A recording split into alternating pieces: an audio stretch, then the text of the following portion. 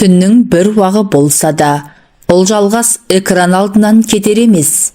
Алдымен жарты сағаттай тамашаны тамашалады да, сонан ылғи бір шетелдің киноларын қызықтады. Әсіресе бірін-бірі тырдай етіп шешіндіріп, көлдей төсекке жата кеткен екеудің әрекетін көрген соң мазасы кетті. Жүрегі атқақтай соғып, екі беті дуылдады. Алғашқыда осындай иятсыз киноларды неге көрсетеді екен деп ойлаушы еді. Енді тағы да жалғастырса қайтеді екен деген тілегін іштей айтып қалды. Бірақ телевизордың барлық каналын сүзіп шыққанымен ондай көріністі кездестіре алмады. Тізесіне басын қойып, ұйықтап қалған азаматты төсегіне жатқызып, өзі де шамды сөндіріп, қасына жантайды.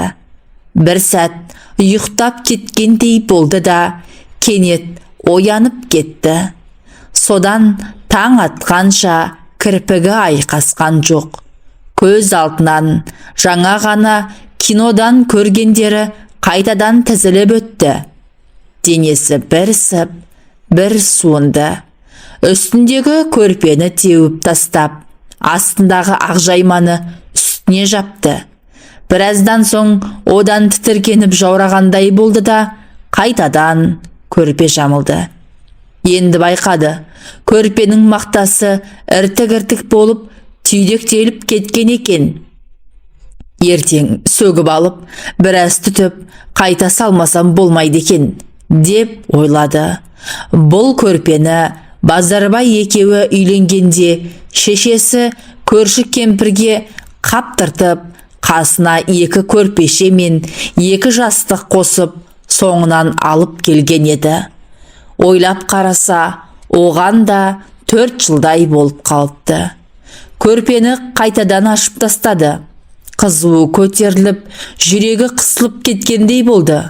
Жаңағы киноны бекер көрдім деп ойлады Ұлжалғас. Кеш болса, жалп етіп сөніп, жарықта сөнбей қалды қасақана. Ақыры болмаған соң жеңіл киініп, ауызғы бөлмеге шықты. Жарықты жағып, кітапханадан әкелген бір-екі кітапты парақтады. Бірақ оқи алған жоқ. Есіне қайтадан Базарбай түсті. Ауылдағы 9 жылдықты бітіріп, қалаға 1 жыл оқыған соң, совхоз орталығындағы мектепке ауысқанда, Базарбай соңғы сыныпта оқитын екен. Онымен көрші ауданға мақта терімге барғанда жақынырақ танысты. Ұзын бойлы, бұйрабас жігіт бір көргеннен айналшықтап соңынан қалмай жүрді де, тез икемдеп алды. Әңгімешіл Базарбай гитараға қосылып әнде айтады екен. Ұлжалғастың мақтасын теріп, қабын арқалап, әй-шәйге келтірмеді. Кеш болса биге сүйреп, одан шығып, мақталыққа қарай қолтыңдап кететінді әдетке айналдырды. Талдардың тасасына апарып құшақтап, сүйіп, есінен тандырды. Сондай бір күні қырманда жиналған мақтаға көміліп, таң атқанша жатты. Енді өмірлік бірге боламыз, деді Базарбай. Енді екеуміз бір адамбыз, бір адамдай болып бірігіп кетеміз. Мына үстіміздегі киімдер бізді бөліп тұрмауы керек. Базарбай жалма-жан киімдерін шешіп, соңынан мұны да шешіндірді. Естісінен айырылғандай болған Ұлжалғастың қарсыласқатын шамасы жоқ еді. Тіпті қарсылық білдіруге ниеттенген де жоқ. Тек екі бұтының арасы пышақ кескендей шым ете қалғанда ғана қатты ауырсынып, төменгерінің қыршып алды. 2 айға созылған мақта терім мерзімі зымырап өте шықты. Ауылға оралғанда оларда 3-4 күн демалыс берілді де сабақ қайта басталды. Көп ұзамай Ұлжалғастың мазасы кете бастады. Басы айналып, жүрегі айныды. Алғашқыда не болғанын қыз түсінген де жоқ. Тағы да 1-2 айдан соң іші томпайып өсе бастағанда 2 қабат болғанын біліп зәресі ұшты. Ешкімге көрсетпей оңашада 2 көзіне ерік берді. Көзінен сорғалаған жас кеудесіне құйылды. Ондай сәтте Базарбай есіне түседі. Ол алғашқы кезде біраз келіп жүрді де, бұл ауруын себеп қылып кездесуге шықпай қойған соң жоламай кеткен. Ұлжалғастың нағашы әпкесінің үйінде тұрушы еді. Әпкесіне жылап отырып шынын айтқаны. Ауылдан әке шешесі келді, айқай шу шықты. Ақыры үлкендер араласып, Базарбаймен қосылды. Әбүйір болғанда ата-енесі жақсы адамдар екен. Совхоз директорына айтып жүріп, Базарбай екеуіне 2 бөлмелі осы үйді алып берді. Жазға қарай өмірге Азамат есімді ұлдары келді.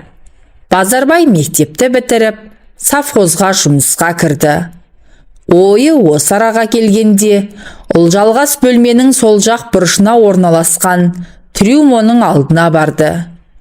Жөнді ұйықтамағандықтан болар, 2 көзінің айналасы іскен сияқты. Тарқатылған шашы қолбырап кеткен. Айнаға жиі қарап, өзінің көркіне ерекше мән беретін Ұлжалғас жалма-жан тарақты алып, шашын тарап, көзін сүргілеп, бетіне опа жағып, ернін бояп, өзін тәртіпке келтірді. Жоқ, қорқатындай емес, ақша беті албырап, 2 көзі жәудіреп, жұтынып ақ тұр. 20-дан асып, 21-ге табан тіреген келіншек нағыз зар күйінде. Әттең, қасында Базарбай жоқ. Мектепті бітірген жылы күзде Базарбайды әскерге алып кетті. Военкоматқа жас баласы бар деген анықтама апарып еді. Оған қараған жоқ. Бала 1 жасқа толғанша отсрочка алуға болады екен. Бірақ Базарбай міндетімді тез өтеп қайтайын деп кете барды.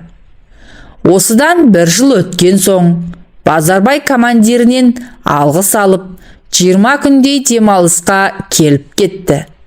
Ұлжалғас күйеуін тосырқап қалған екен. Кейбіреулердей алдынан жүгіріп шығып, мойнына да асылған жоқ.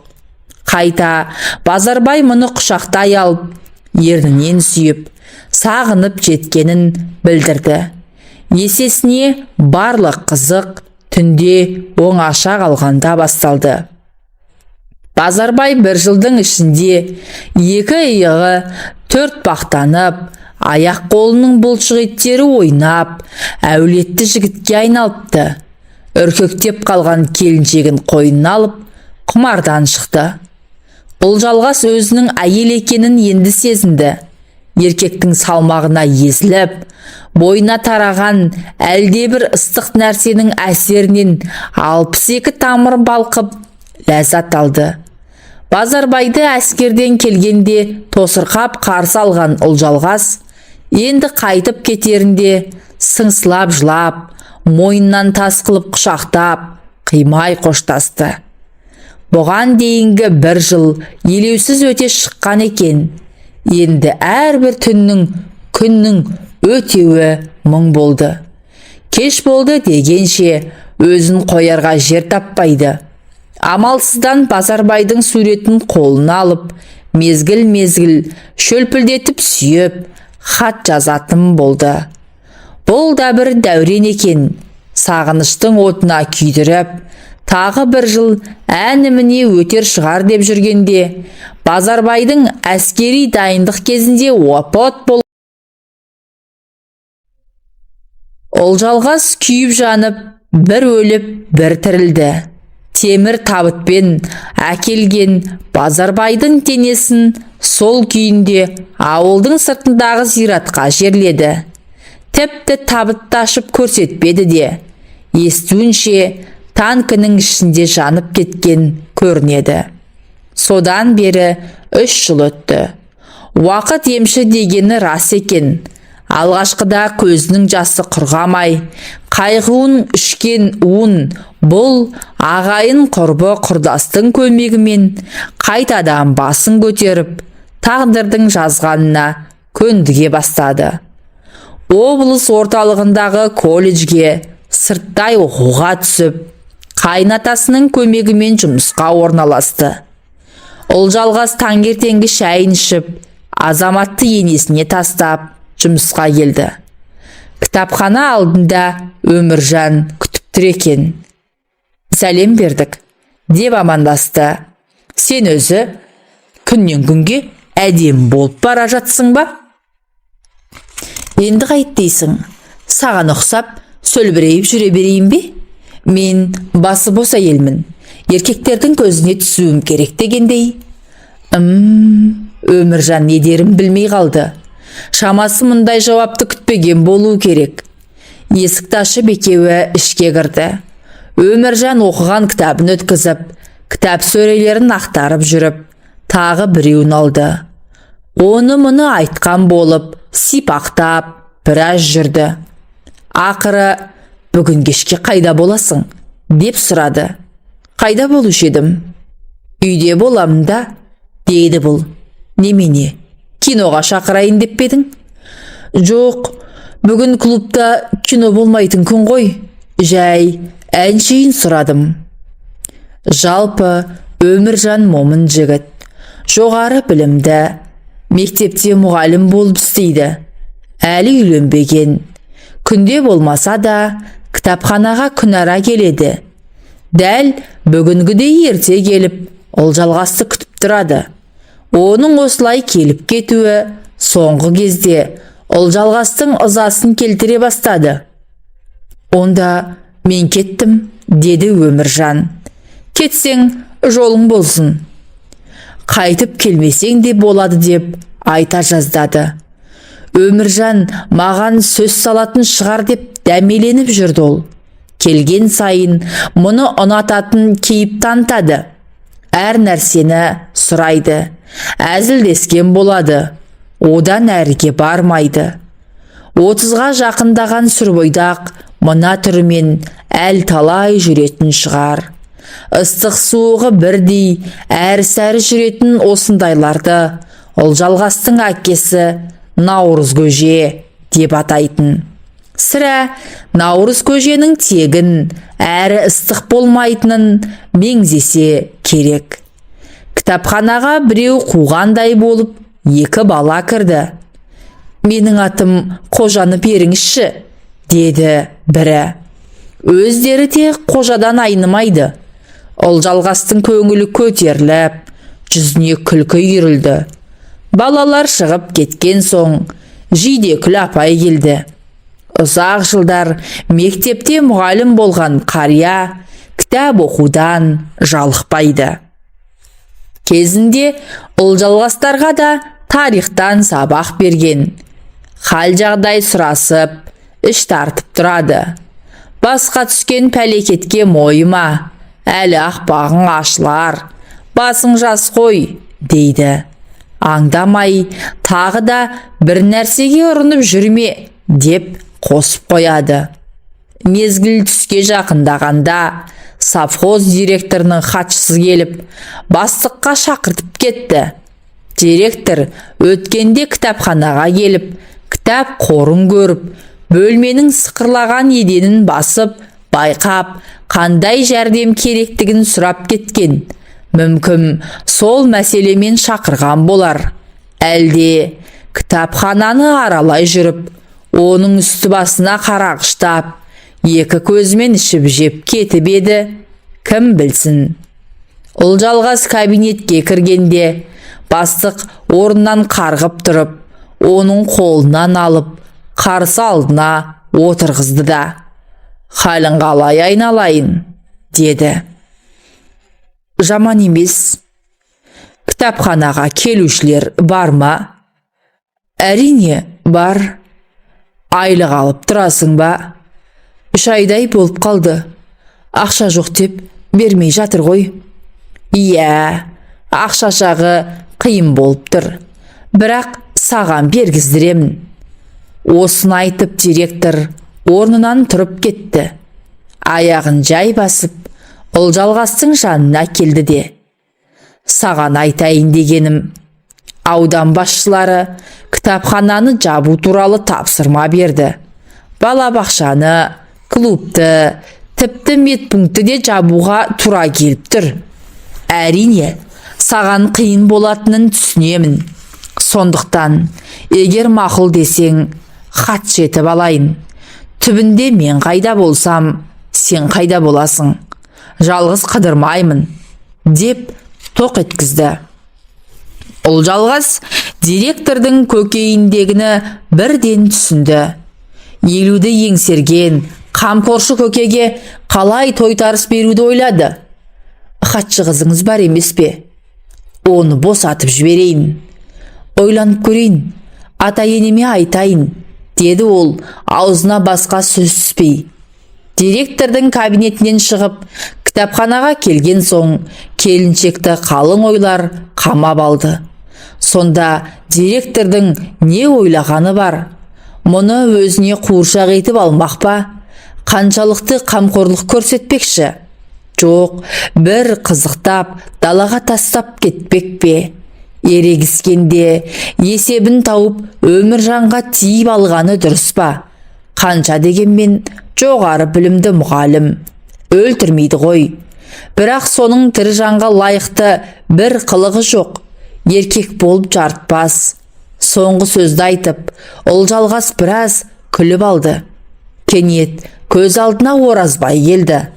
Айтпақшы, ары өткенде, бері өткенде, түйедей тракторын қаңтарып қойып, 15 минутқа кіріп шығатын Сабаз соңғы кезде неге жоқ болып кетті? Оның есіне қылмиған қатыны күйеуін аңдып, құлағын түріп, 2-3 рет келіп кетті. Түк білмегендей, «Біздің Қарадау қандай кітап оқып жүр?» дейді іштей. Өзің сұрамайсың ба?» дейді күбірлеп ол. «Зымыра, япырмай, Құдай-ай, Құдай сүйер бұл қылығы болсайшы», зымияндығы бетіне шығып тұрады. Осыны ойлап болғанша, есіктің алдына тракторын сөндіріп, Оразбайдың өзі де кіріп келді. «Сәлем, Олжалғас», деп жүгіріп келіп оның қолынан алды. Тіпті қапсыра құшақтап сүймекші де болды. Бұл ыңғай бермеді. «Халің қалай?» «Көрмегелі көп болды, сағынып та қалдық қой». «Сағынсаң келе бермейсің бе? Кім сені тұсап қойған?» «Сол аяққа тұсау болып жүрген шіркін құтылмақшымын. Не істейтінсі жоқ, не туған баласы жоқ. Аңдығаным мен, күнде ұрыс, күнде керіс. Енді қайтсын ол бейшара? Соның жағдайын жасаудың орнына, сен болсаң жүгіріп маған келесің». «Бүйтіп күйдірмеші Олжалғас. Мен оны емес, сені сүйемін. Тек сені ғана». Ұзақ үнсіздік орын алды. Айтқанды да, айтпағанды да, не? Бәрі түсінікті еді. Олжалғас та кетер емес. Бірақ араларындағы тағы бір адамның тұрғаны анық. Оразбай не істерін білмей, біраз тұрды да, қоштасып шығып кетті. Бүгінгі күн ерекше күн болды. Совхоз директоры ақыры шыдамай бетпердесін сыпырып тастады. Оразбай болса көңілдегісін айтып салды. Ал Өміржан, оның жағдайы бұрыннан түсінікті. Ендігі таңдау Олжалғастың өзіне қалды. Тағы да 5-6 күн өтті. Күн сәскеге таянғанда Олжалғас сүйретіліп орнынан тұрып төсегін жинады. Қолына сыпырғы алып, есік алдын тазалады. Азаматқа тостақпен сүт ысытып беріп, қолына бір үзім нан ұстатты. Күндегі әдетімен баланы енесінің үйіне тастап, кітапханаға келді. Бекерақ келген екен. Мұны іздеп жатқан ешкім көрінбеді. Әдетте совхоздың партогы, рабочкамы, кейде ауыл советтен немесе аудандық мәдениет басқармасынан өзін әдіскермін деп таныстырып, біреулер бас сұғып, әлде бір мағлұматтар сұрап, жыл сайын көшіріліп жазылатын жылдық жоспардың бір данасын алып кететін. Биыл ол да жоқ. Кітаптарды арқалап әкетсең де мейлің. Тек кітапхананың 10 шақты байырғы оқырмандары іздемесе. Түске таман зілденіп Оразбайдың әйелі келді. Сен менің пайыма көз салғаныңды қашан қоясың? Деп аузына ақ ит кіріп, көк ит шықты. Ұлжалғас болса, әпшәу, көшеде көрсем көрмегендей өте шығамын. Өзің осында келіп, анда-санда бір-екі кітап алып кететінің. Білесің, маған не дейсің сонда? Байыңызға өзіңіз еге болмайсыз ба? Дейді. Анау бет бақтырар емес. Жанжалдың үстіне совхоз директорының тікбақай хатшысы келіп кірді. Ұлжалғасқа бір тілім қағаз ұстатты. Бұйрықтың көшірмесі екен. Онда штат кестесінің қысқаруына байланысты кітапханашы Мәмбетбұлова Ұлжалғас қызметтен босатылады деп жазылыпты. Енді қарайлайтын еш нәрсе қалған жоқ. Есікті құлттап сыртқа шықты. Ауа райы бұзылып, өкпек жел соғып тұр екен. Қаптаған қара бұлт жөңкіліп барады. Ұлжалғас үйіне қарай лібіп келеді. Жол жөнекей ата енесіне бұрылып, Азаматты да алмады. Үйге кіріп, есігін іштей іліп алды да, шешінбестен төсегіне құлап кетті. Қыстығып ұзақ жылады. Әлде кімдерге лағнет айтты, бірақ кімге? Көз алдына тағы да Базарбай келді. Тыныш қана оқып жүрген қызды азғырып, ақыры бір баласымен тастап, елден бұрын әскерге кетіп, жоқ, Базарбайға тіл тигізбеймін. Ол өзіне өзі өлім тілемейді. Жоқ, Базарбайдың кінәсі жоқ. Онда Өміржан кінәлі. Ол неге Базарбайдай бола алмайды? Түріне қарасаң әп-әдемі жігіт. Бірақ сондықтан да ол суып қалған наурыз көже, шірік. Анау директор совхозды таратып жеп, енді мұның да дәмін көріп, түкіріп тастамақшы. Арам. Оразбай, жігіт ақ қой, ақ көңіл. Анау қайтынға қайдан тап болған екен? Бақытсыз еркек. Өзін бақытты ете алмаған жанға өзгені бақытты етер ме? Бұған үлкен бақыттың да керегі жоқ. Өз оққан кітаптардай махаббат та күтпейді. Мұның білуінше, шынайы махаббат иелері бақытты бола алмайды. Ұлжалғасқа салса, тек әншейін өзін ұнататын, отбасына адал, Азамат екеуін асырап сақтайтын ден сау еркек болса, бұл оған әдемі бір қыз туып берер еді. Күн кешкіріп, батуға айналды. Екі шекесі солқылдап, ауырып барады. Орнынан тұрып, киімдерін ауыстырды. Сыртқа шығып, беті қолын жуып, шай қойды. Таңертеңнен бері нәр тартпағаны есіне түсті. Табаға сарымай шығырып, 2-3 жұмыртқа жарып, тамақ ішті. Ойлап, таң атса, әке шешесінің үйіне қайтып көшіп баруға бекінді. Базарбай қайтыс болған соң-ақ, іле-шала әкесі келіп, көшіріп әкетпекші болған. Бірақ бұл Базарбай екеуі түтін түтеткен қуыршақтай үйлерін қимай қалып қойған. Енді қараса, еркегі жоқ үй азынаған ат қорадан артық емес екен. Әдеттегідей телевизорды да қоспады. Алдамшы нәрсе. Өңкей бір ойдан шығарылған оқиғаларды көрсетеді. Мына өмірде оның біреуі де жоқ. Әсіресе анау шетелдік сериалдар. Үлде мен бүлдеге оранып, еріккен, ерегіскен жандар. Ал біздің елде әкім қаралардың алдында өтірік айтып, құлдық ұрған біреулер, күтібініп мақтанатындар, бастықтар. Тура біздің совхоздың директоры дерсің. Ұлжалғас Азамат екеуінің киімдерін түйіншіктерге түйді де, қалған заттарды ертең жинастырам деп шамды сөндіріп төсегіне жатты. Артыншақ есік қағылды. Жалма-жан үстіне кереует басына ілінген халатын жамылып есікті ашты. Оразбай екен. «Нағып жүрсің?» деп сұрады Олжалғас. «Ашесіңді, айтатын әңгіме бар. Ертең айтасың. Бүгін кеш болып қалды. Үйде ешкім жоқ». «Жоқ, ертеңді күте алмаймын. Бүгін айтуым керек. Ашесіңді». Одан сайын қаттырақ қақты. Олжалғастың жүрегі дүрсілдеп кетті. Не істерін білмеді. «Үйіңе қайт, ұят болады. Үйде ешкім жоқ», деді тағы да. Бірақ ешқандай ашу шақыралар емес. «Ашесіңді», деп Оразбай иығымен итеріп қалғанда жіңішке ілгек жұлынып кетіп, сыңғыр етіп еденге түсті. Есік айқара ашылып кетті. Оразбай ішке кіріп, есікті тарс еткізіп жапты да, бүрісіп тұрған Олжалғасты құшақтай алды.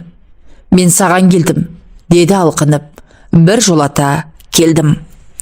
Олжалғастың бетінен, мойнынан, маңдайынан шөлпілдетіп сүйе бастады. Есінен тана жаздап, еркінен айырылған келіншекті құшағына алып, дірілдеген ерніне жабысты. Олжалғастың халаты сыпырылып, жерге түсті. Кенет Оразбай Олжалғасты қаңбақша көтеріп алып, бүйірдегі кереуетке жатқызды да, үстіне қона кетті. Екеуі таң атқанша көзілген жоқ. Жан алып жан берісті. Олжалғастың кеудесі қысылып, кейде ауа жетпегендей болды. Бірақ шыдады. Әлсін демдерін алып, әңгімелерін пісірді. Оразбайдың әйелмен қайта-қайта жанжалдасып, ақыры сұраған көрпе төсегін, мал мүлкін бір мәшинеге тиеп, ауылына апарып тастаған бет екен. Енді біраз күн есін жиып, қасына ағасын ертіп, Олжалғастың әкесінен алдынан өтуге бармақшы. «Азаматтық айтеміз», деді Олжалғас батылсызданып. Ондай жігіт өзіме де керек», деді Оразбай жұлып алғандай. Олжалғастың көзіне бұрқ етіп жас үйірілді.